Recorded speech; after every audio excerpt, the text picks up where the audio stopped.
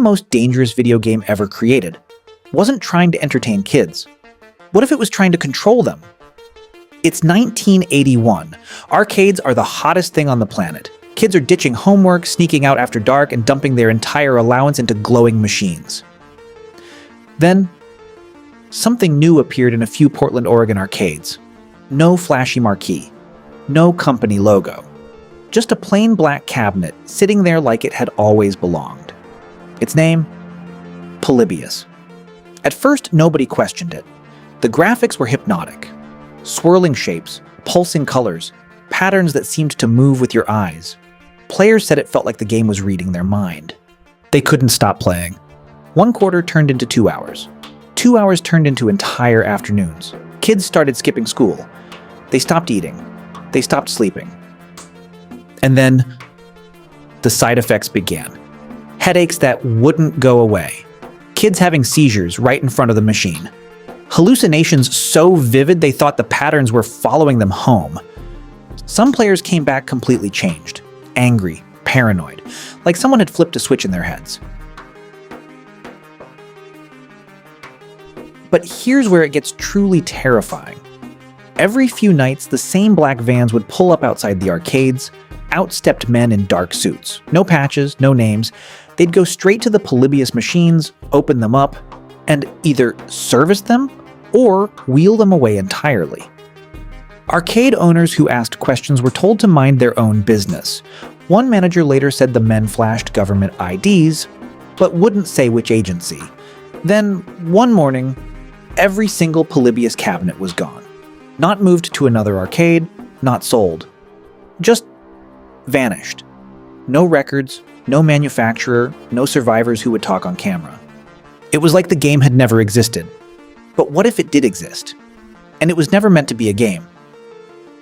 What if Polybius was the next evolution of MK Ultra? But for kids, we know MK Ultra was real. The CIA spent decades dosing unwitting Americans with LSD, hypnosis, and sensory torture. All in the name of mind control. They tested on prisoners, mental patients, and yes, even children in some programs. By the late 70s, the program was supposedly shut down after it got exposed. But what if they just changed tactics? Instead of needles and dark rooms, they used something every kid already loved: video games. Think about it. Arcades were packed with impressionable children, no parents watching, no regulations, the perfect testing ground. Polybius didn't need to shoot lasers or have high scores. It needed to hypnotize. Those geometric patterns? They could have been designed to trigger specific brainwave states. The addiction wasn't a bug. It was the feature. Every kid who played became an unwitting test subject. How much could they take before their minds broke? How easily could their behavior be altered? What would happen if you exposed developing brains to the right frequencies and visuals for hours on end?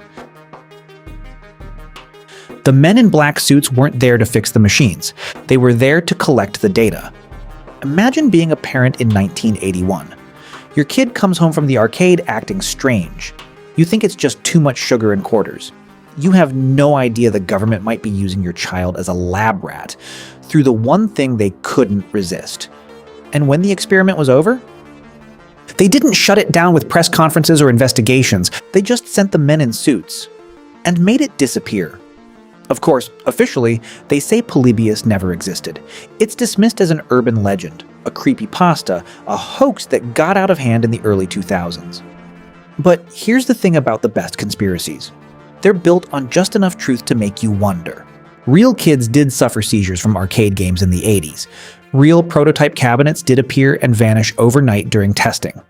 So what if Polybius was the one story they couldn't fully bury? Maybe it was never about high scores. Maybe it was about control. The next time you see an old arcade cabinet glowing in the dark, ask yourself, what if the game is still watching? What if we're still playing? Hit subscribe for more neglected nuggets they don't want you to remember. And whatever you do, don't play the black machine.